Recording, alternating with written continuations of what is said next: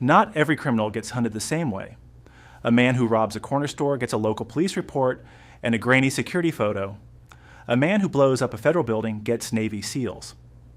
In between those two extremes sits an entire ladder of escalating manhunts, built level by level, each one unlocking more resources, more legal authority, and more manpower than the one before it. Most people think of the FBI hunting someone as one single thing. It's not. It's a system with distinct tiers, and today we're going to climb that ladder from the very bottom to the very top, using real programs, real numbers, and real cases, so you understand exactly what it takes to go from wanted by local police to the most hunted human being on Earth. Level 1, the local wanted poster. Every manhunt in America starts at the bottom of the ladder, and that bottom rung belongs to local and state police. This is the most common form of wanted in the country. A name, a mugshot, maybe a physical description posted at the local precinct, shared on a city police department's social media page, or handed to Crime Stoppers for a small cash reward, usually just a few hundred or a couple $1,000s. At this level, the search is limited by geography. Local police generally only have jurisdiction within their own city or county lines. If the suspect crosses into the next county, let alone the next state, local police often need to coordinate with outside agencies just to keep pursuing them. This is where the vast majority of criminals in America are caught quickly, locally, without ever needing federal involvement at all. But some cases don't stay local. Some crimes, or some suspects, start climbing. Level 2, the FBI steps in.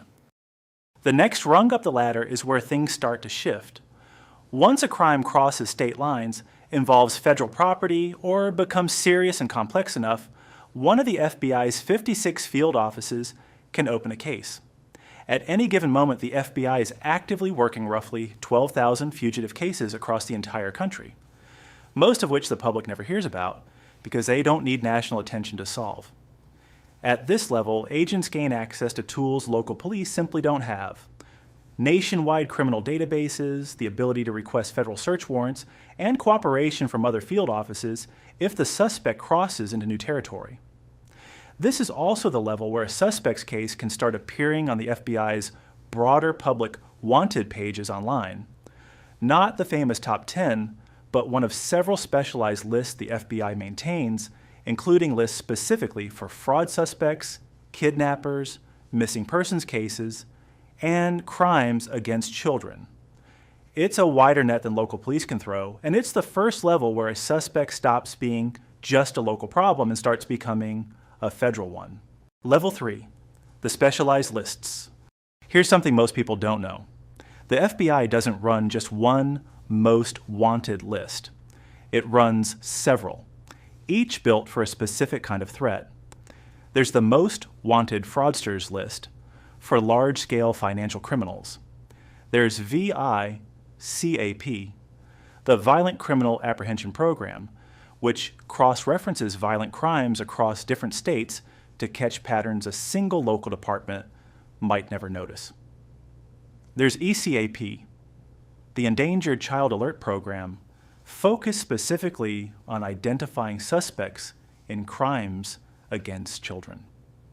And there's a general fugitives list, broader and less exclusive than the famous top 10, but still a serious escalation from local wanted posters. At this level, a suspect's case often gets picked up by task forces. Combined teams pulling agents from the FBI, U.S. Marshals, and local police departments all working the same case together, sharing intelligence in real time. This is the level where a suspect's crimes are serious enough or unusual enough that no single department wants to handle it alone anymore. Level 4, the 10 most wanted fugitives.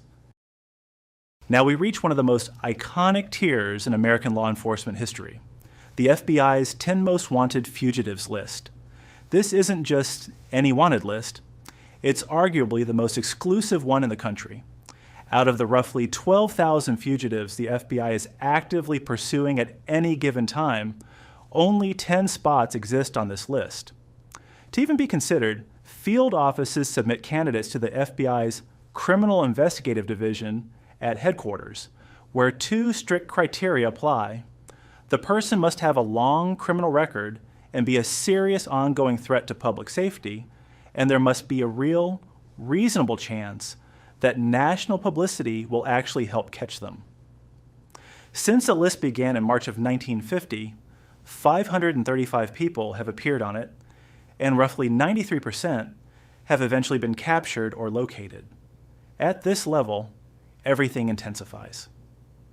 Your face goes on the official FBI website and app. Rewards jump dramatically. The standard reward for information leading to an arrest was raised to $250,000 in 2023, and then raised again in March of 2026 to a new minimum of $1 million. This is the level where an ordinary criminal becomes a household name, whether he wants to or not. Level 5, national security level. Above the 10 most wanted fugitives list sits a tier reserved for something else entirely, the FBI's most wanted terrorist list. This list was created on October 10, 2001, less than a month after the September 11th attacks, specifically for individuals indicted by federal grand juries on terrorism-related charges. This is a fundamentally different category of manhunt. It's not just about violent crime anymore, it's about national security. At this level, the FBI works directly alongside the CIA, the Department of Homeland Security, and international intelligence partners.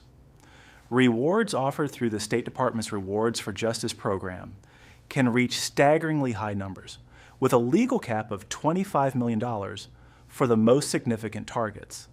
This is also the level where borders start to matter less. Suspects at this tier are often hiding overseas, sometimes in countries where the U.S. has limited or no direct authority, requiring careful, sometimes years-long, diplomatic and intelligence cooperation just to locate them, long before anyone even attempts an arrest. Level 6, the highest manhunt. And then there's the top of the entire ladder, the highest form a manhunt has ever taken in American history, the hunt for Osama bin Laden. After the September 11th attacks, bin Laden sat at the very top of both the FBI's most wanted terrorist list and its 10 most wanted fugitives list simultaneously, with a reward that eventually reached $25 million. But here's the part that separates this level from everything below it. This wasn't just a law enforcement case anymore. It became a full military and intelligence operation. For nearly a decade, the CIA tracked fragments of information, eventually identifying and following one of bin Laden's couriers back to a heavily fortified compound in Abbottabad, Pakistan, less than a mile from that country's top military academy. On May 1, 2011, acting on direct orders from President Barack Obama, U.S. Navy SEALs from an elite counterterrorism unit carried out a helicopter raid on the compound. In a firefight lasting under 40 minutes, bin Laden was killed. Interestingly, despite the $25 million reward, U.S. officials later confirmed no informant reward was ever paid. The operation succeeded through electronic intelligence and surveillance, not a phone tip. This is the absolute ceiling of the system, when a manhunt stops being about handcuffs entirely and becomes a matter of national military action authorized at the highest level of government. So let's climb back down and look at the whole ladder at once, because seeing it laid out end to end is what makes the system make sense. At the bottom, local police handle the overwhelming majority of criminals. Fast, local, low cost, usually resolved within days. One step up, FBI field offices take over once a crime crosses state lines or becomes federally significant, tapping into nationwide databases, roughly 12,000 cases at a time. Above that, specialized programs like VICAP, ECAP, and joint task forces bring multiple agencies together for crimes too complex or too dangerous for one department alone. Higher still, the 10 most wanted fugitives list turns an ordinary criminal into a national name, backed by a reward now starting at $1 million. Above that, the most wanted terrorist list shifts the entire framework, from crime to national security, pulling in the CIA and international partners. And at the very top, in the rarest cases in American history, a manhunt can become a full military operation, authorized by a sitting president. Every single level exists for a reason, because the amount of danger a person represents should always determine the amount of force used to stop them, not the other way around. Here's the real takeaway from all of this. Most people picture getting hunted by the FBI as one single dramatic scenario. In reality, it's a carefully structured ladder built over more than a century of law enforcement evolution, with each rung requiring a suspect to cross a very specific threshold. Geography, severity, national impact, or in the rarest cases, a direct threat to the country itself. The overwhelming majority of criminals in America never climb past the very first or second rung. They're caught locally, quietly, without ever making a website or a wanted app. But for the small number who do climb higher, through violence, through scale, through sheer notoriety, the system waiting for them gets larger, more coordinated, and more relentless with every single step. And that more than any single agent or any single tool is what actually makes the FBI's hunting system so effective. It's not one method, it's an entire ladder built specifically so that no matter how high someone climbs, there's always another level waiting above them.